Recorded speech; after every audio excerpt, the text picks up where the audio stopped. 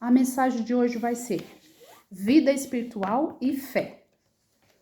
Então, vamos lá. O que eu vou dizer, não é eu que eu vou dizer, mas é com base nos princípios milenares, que é a palavra do Senhor. Então, a vida espiritual significa, de uma forma prática, como o oceano.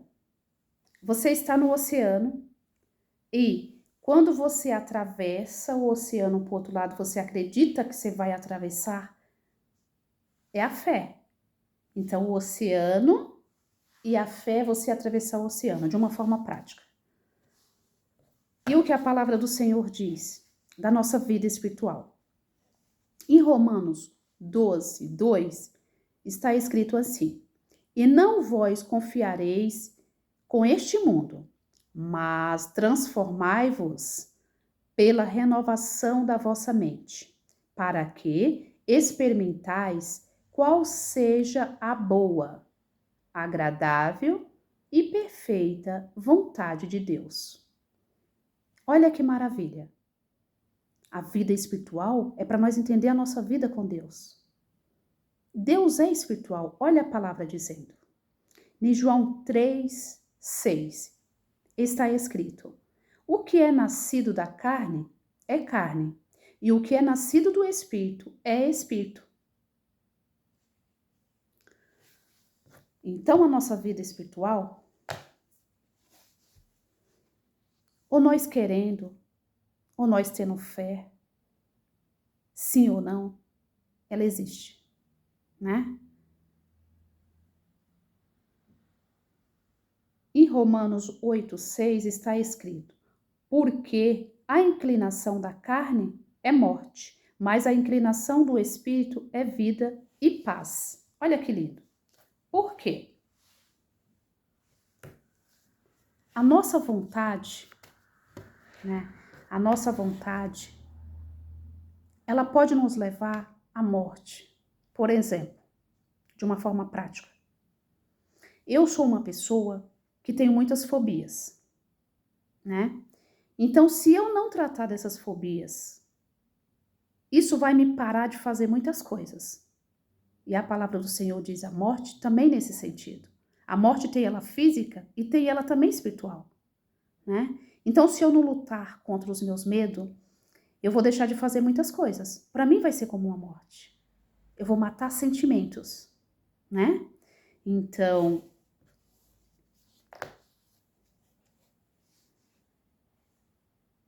olha aí como que a vida espiritual, a palavra de Deus nos ensina que nós não devemos matar a nossa morte. E o medo? O medo, ela vem do mundo físico, né? A nossa mente vai criando por alguma causa e cria o medo. O medo quer nos parar, que são muitas fobias. Você sabe o que é fobias? São muitos medos.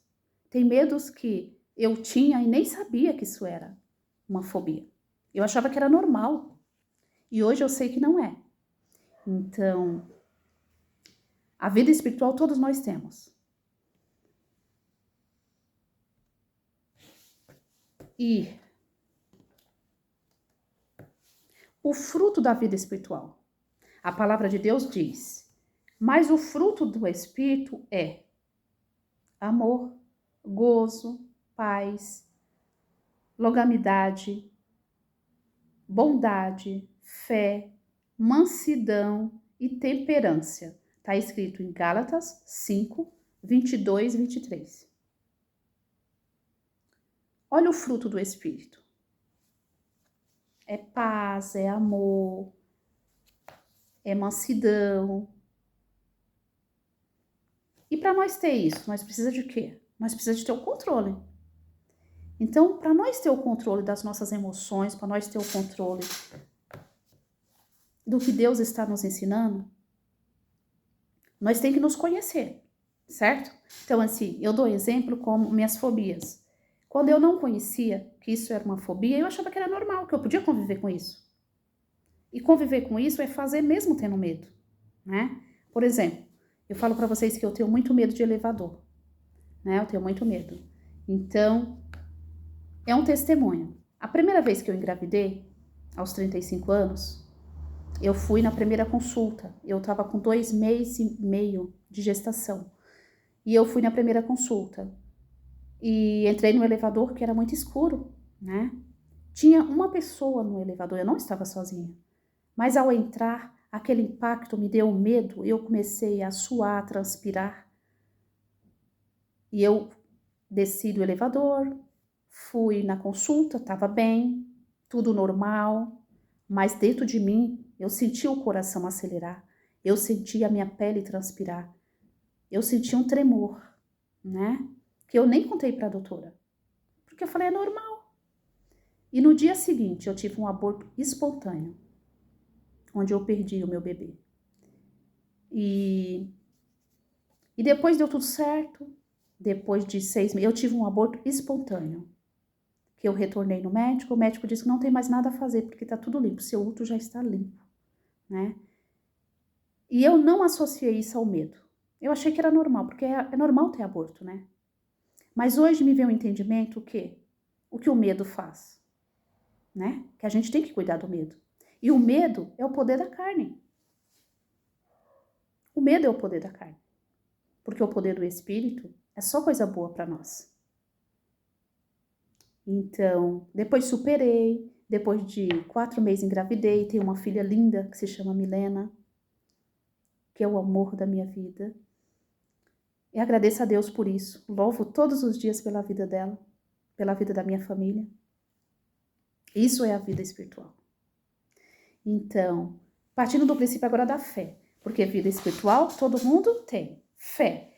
A fé é muito relativa, né? Tem pessoas que têm a fé e profetizam isso de uma forma, outros têm ateu que diz que não acredita, e tá tudo certo. Outros falam assim, eu acredito no universo, tá tudo certo porque o universo também foi Deus que criou, então tá tudo certo. Cada um tem uma forma de falar. E hoje eu venho falar para você da forma que eu acredito e da forma que eu a vejo, né? Que a palavra de Deus diz assim. Em Mateus 17:20. Se tiveres fé como um grão de mostarda, direi a esse monte, passa daqui para acolá, e há de passar, e nada vós será impossível. Então, olha a palavra de Deus nos revelando que não importa o quanto de fé você tem, pode ser pequenininha como um grão de mostarda, mas o importante é o foco que você coloca nela, é a atenção que você dá para ela.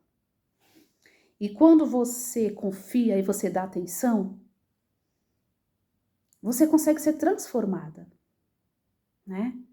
Então, assim, transformada no autoconhecimento, no autocontrole. Hoje eu vejo que falta muito em nós, assim como faltou em mim, o autocontrole. Autocontrole de muitas coisas, né? E esse autocontrole é com nós, é nós que temos que buscar. A palavra do Senhor diz que é acreditar no impossível, a fé é acreditar no impossível. Por quê? Porque Deus faz para nós o impossível. O possível é com nós.